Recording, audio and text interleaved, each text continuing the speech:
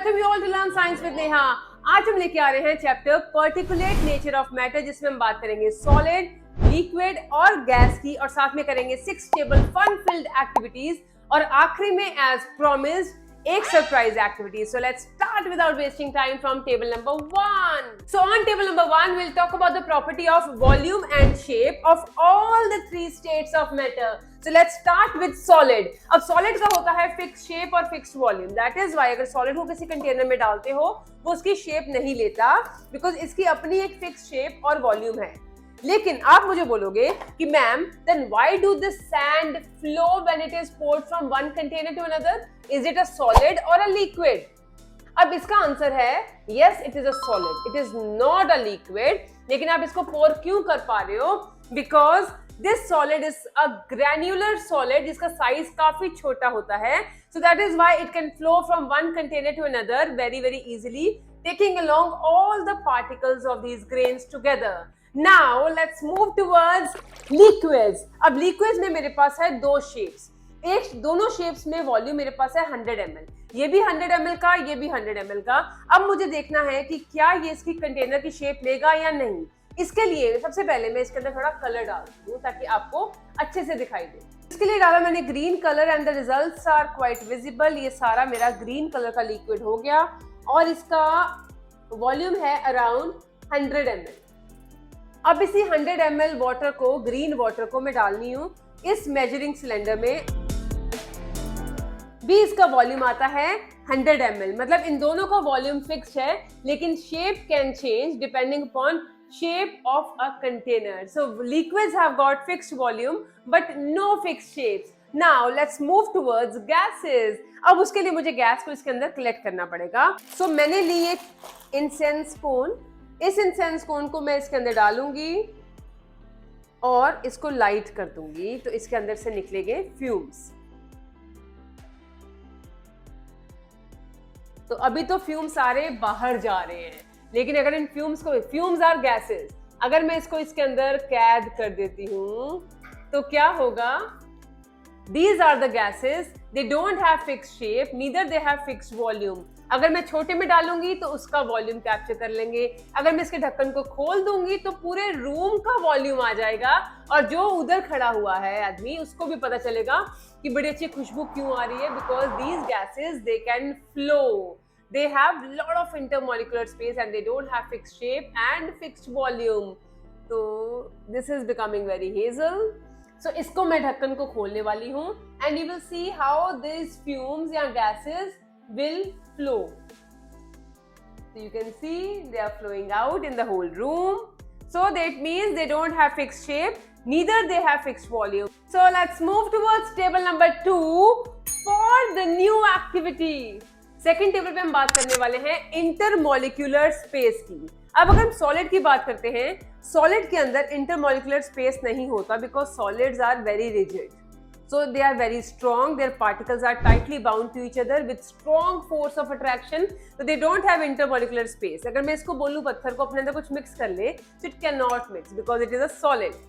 लेकिन अगर मैं बात करती हूँ liquids की, so liquids have got intermolecular space. तो इस टेबल पे हम प्रूव करने वाले हैं कैसे. मेरे पास है अभी 400 ml ऑफ लिक्विड. इसके अंदर मैं डालने वाली हूँ कुछ सॉल्ट. सॉल्ट डालने के बाद मेरा क्वेश्चन ये है कि क्या लिक्विड का लेवल बढ़ेगा या नहीं बढ़ेगा. So let's start.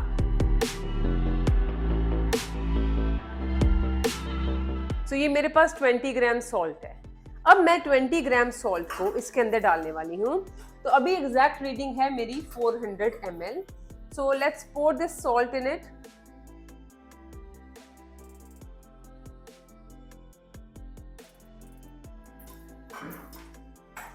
अब सॉल्ट को मिक्स कर देते हैं, because salt is soluble in water. अब ये सॉल्ट हो चुका पूरा मिक्स, लेकिन लेवल ऑफ वाटर चेंज नहीं हुआ. It is still 400 ml. ऐसा क्यों हुआ? बिकॉज लिक्विड्स के अंदर इंटरमॉलिक्यूलर स्पेस थी और सॉल्ट का पार्टिकल साइज काफी छोटा था आफ्टर बिकमिंग सॉल्युबल, जिसकी वजह से वो इंटरमॉलिक्यूलर स्पेस के अंदर फिट हो गया and the level of water did not rise. अब इसके अंदर डालने वाले हैं हम थोड़ा सा ट्विस्ट. तो पुरानी टेबल से मैंने उठाया थोड़ा सा सैंड. इस सैंड को भी मैं लूंगी 20 ग्राम्स. अब सैंड को भी मैं डालने वाली हूँ इसी वाटर के अंदर, फिर हम देखेंगे क्या लेवल ऑफ वाटर बढ़ेगा या नहीं। So let's start.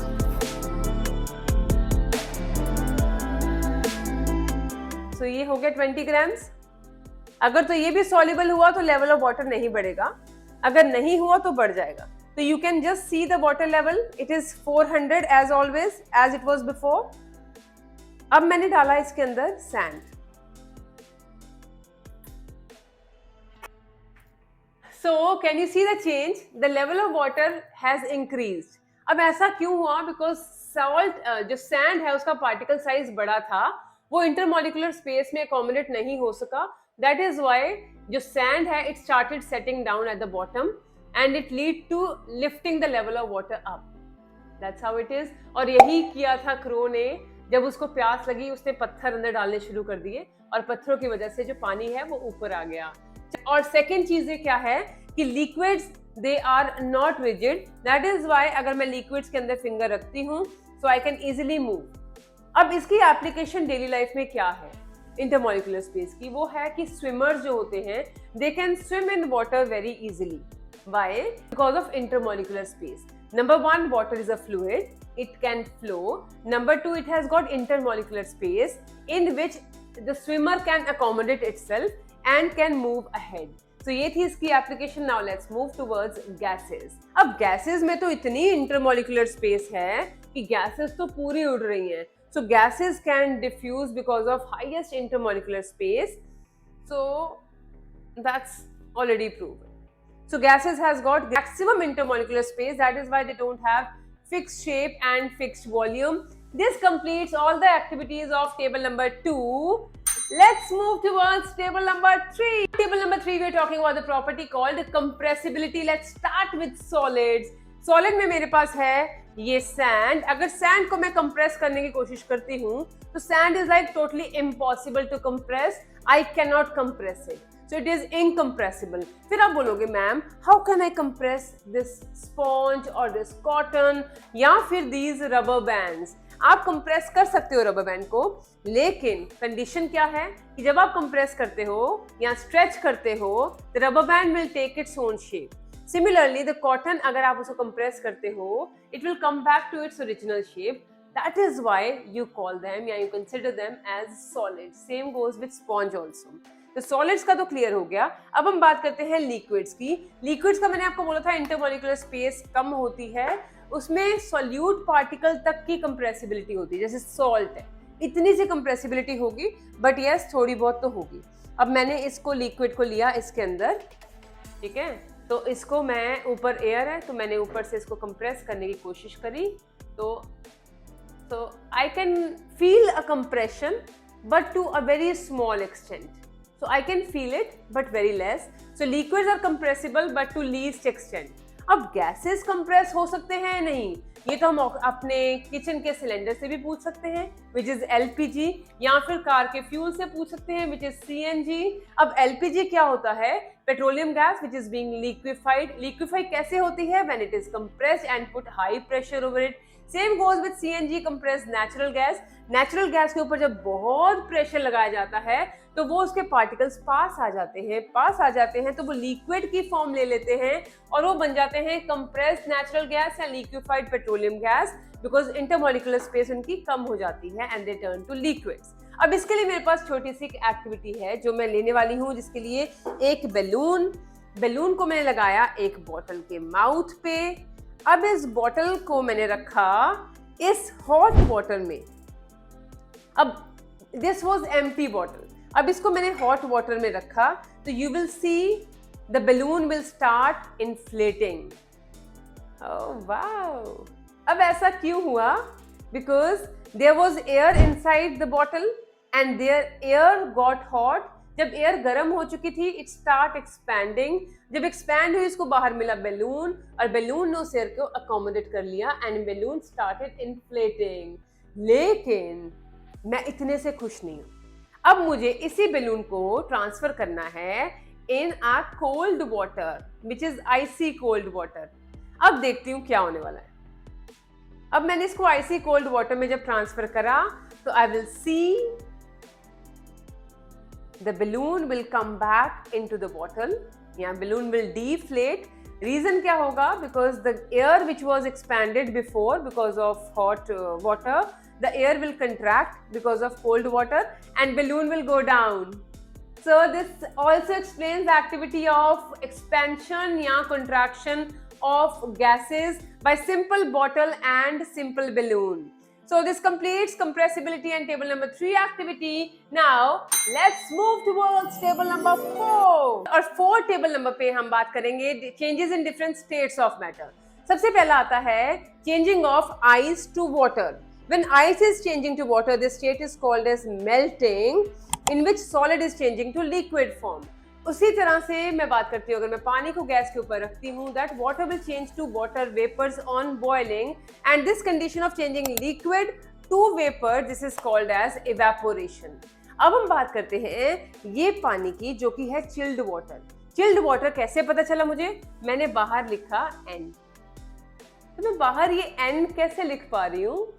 This process, ये पानी अंदर से बाहर तो नहीं जा रहा ना, तो इसका कारण क्या है? इसका कारण है कि around in the air there are water vapours present which is a gaseous state. जैसे ही वाटर वेपर्स को ठंडा सरफेस मिलता है, these water vapor will condense and will cover this surface of the glass from outside, and this process is called as condensation. इसी process को आप winters में देखते हो अपने विंडो पैन्स पे या कार्स की सरफेस पे, कार्स के बाहर. It is all foggy because all the water vapors from outside, it will condense because of cold weather and will deposit on the surface of the window panes, and you can write your name or do anything over there. So ये हो गया आपका melting, evaporation and condensation. Now we'll talk about a different process which is called as sublimation. Sublimation में क्या होता है? मेरे पास है जैसे ये कैम्फर या फिर ओडोनिल या फिर ड्राई आइस.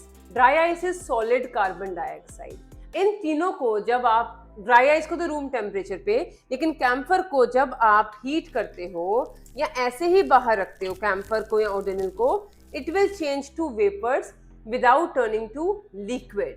तो ये इसके अगेंस्ट हो गया ना.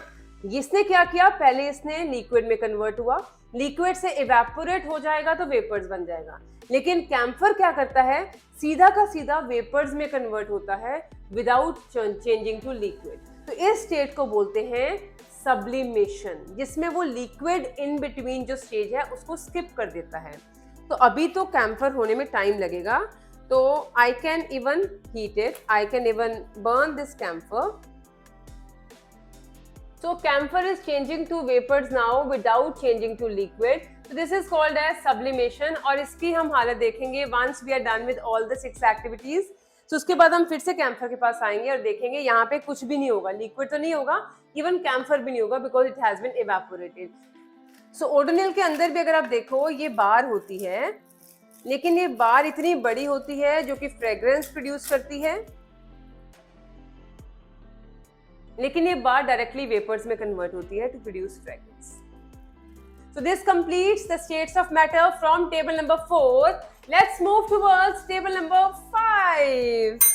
On this table number 5, we'll be talking about densities of different liquids and solids. अब मेरे पास है इसके लिए हनी, ऑयल एंड वाटर, जिसको मैंने ग्रीन कलर किया हुआ है. सबसे पहले हम डालते हैं हनी. तो हमें देखना है कौन सबसे ज़्यादा डेंस है. जो डेंस होगा वो नीचे बैठ जाएगा. तो ये मेरे पास आया सबसे पहले हनी. हनी के बाद मैंने डाला इसके ऊपर पानी. स्लोली डालेंगे.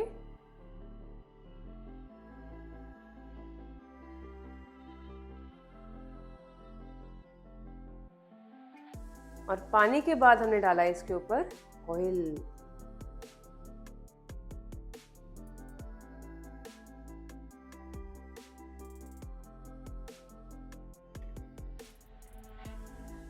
अब आप देखो इन तीनों में से जो सबसे ज्यादा डेंस है, मतलब वो सबसे ज्यादा भारी है.